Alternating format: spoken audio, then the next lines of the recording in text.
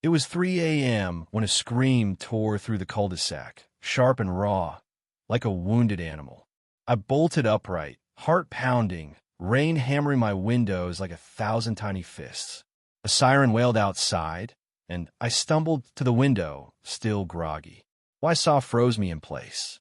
A wall of water roared down the hill behind the HOA clubhouse, a liquid avalanche swallowing everything in its path. Firefighters waded waist-deep through the parking lot, shouting over the storm's fury. A folding table slammed into a window, shattering it. A yoga mat floated by like debris from a shipwreck. There, drenched and flailing like a broken windmill, was Linda, our new HOA president, screaming into a walkie-talkie as water poured into her precious, newly renovated clubhouse. I stood there, watching, and thought I told them. I warned them this would happen. But they capped my drainage pipe anyway. And now, nature was VYing justice with no mercy. 2 months earlier, I'd been VYing quietly in my modest home at the end of a private lot in our HOA community. My backyard sloped into a wooded creek, a natural drain for the runoff from the hill above. Years ago, I'd shelled out my own money for a professionally engineered storm pipe fully permitted by the city. It wasn't fancy, just a 10-inch black pipe with a rock-lined outflow, but it worked like a charm, silently channeling thousands of gallons of water to the creek, keeping my yard dry and stable.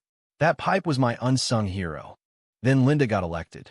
She didn't just want to be HOA president, she wanted to be empress. Her first email to the neighborhood, titled "The New Dawn of Beauty and Order," should have been my warning. She and her hand-picked cronies started obsessing over every detail. Mailbox colors, sunflower heights, even the angle of lawnmower stripes. It was annoying but manageable until Linda's aesthetic patrol spotted my pipe. She called it an eyesore, emailing me a photo with the pipe circled in red, demanding its immediate removal. I responded calmly, sending her the city permits, engineering plans, and photos of the city inspector signing off. I offered to explain why it was critical. She ignored me.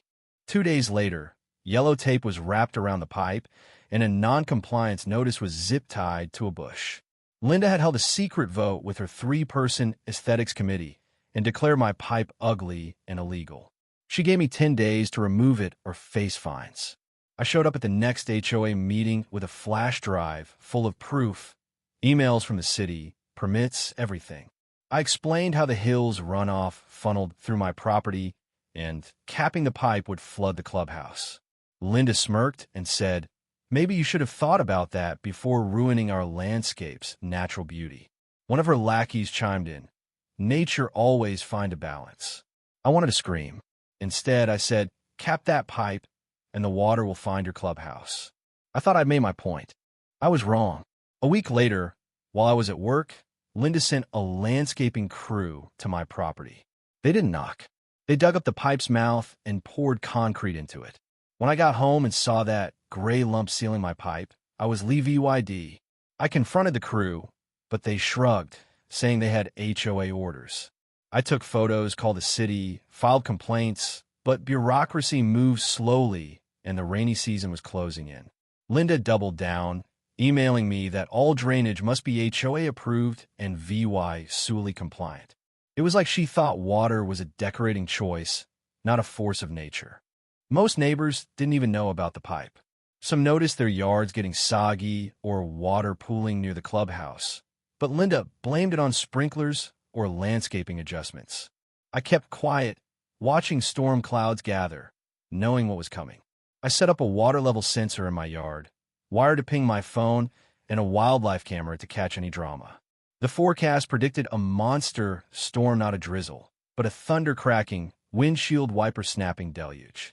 I emailed Linda and the HOA board one last time, begging them to uncap the pipe, attaching every document. No response. 2 days later, the rain hit, and so did karma. From my window, I watched the clubhouse parking lot turn into a lake. The runoff, with nowhere to go, slid across saturated ground, carrying mud, stones, and roots straight into the clubhouse's back wall. A decorative flower pot smashed a door open, and water gushed inside. I pulled on boots and stepped outside, where firefighters were already battling the chaos. Linda stood knee-deep in water, yelling at a news reporter. I didn't say a word. Her stunned face said it all. The next morning, the neighborhood was a soggy wreck. The clubhouse lawn looked like a war zone, pockmarked with sludge. Neighbors who'd once backed Linda now glared at her. My camera had captured the whole disaster. Rain falling in sheets, water pooling until it overflowed the ridge, crashing down like a muddy waterfall. I sent the footage to the city inspector and the HOA board with a note.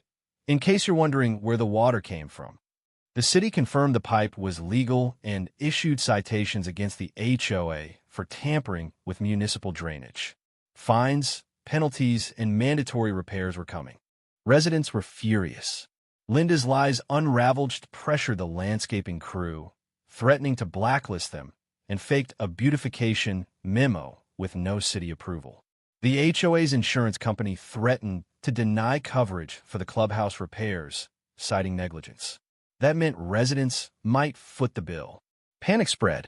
Emails surfaced showing Linda had silenced board members who'd questioned her. The entire board began to collapse, with resignations piling up. The community fought back. A petition for an emergency meeting to oust Linda gained signatures overnight. At the meeting, held in a library since the clubhouse was unsafe, over 70 residents packed the room. They shared stories of flooded yards, sinking fences, and ruined basements. I presented my EVY denke, the capped pipe, my ignored warnings, the footage.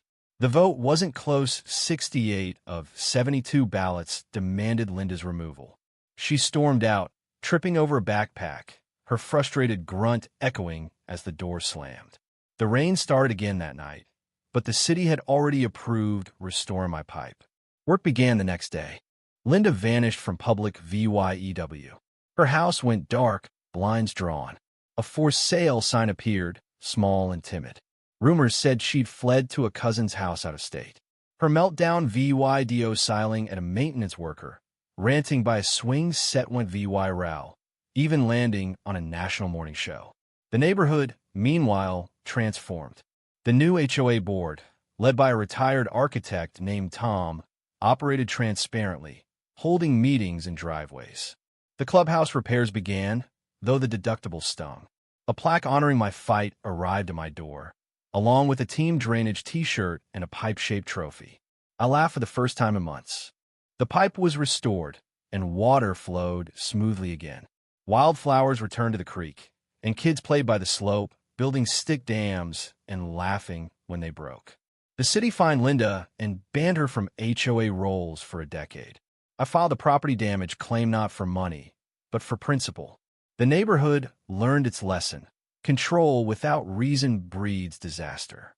Now, when someone suggests a big change, someone always asks, is this another pipe situation? But the story lingers. Was Linda just a power-hungry tyrant? Or did the community's silence enable her? Should I have fought harder to stop her sooner? And what would you have done? Let her cap the pipe or risked everything to fight back? Share your thoughts below, smash that like button, and subscribe for more stories where nature and justice collide. Let's keep the conversation flowing, pun intended.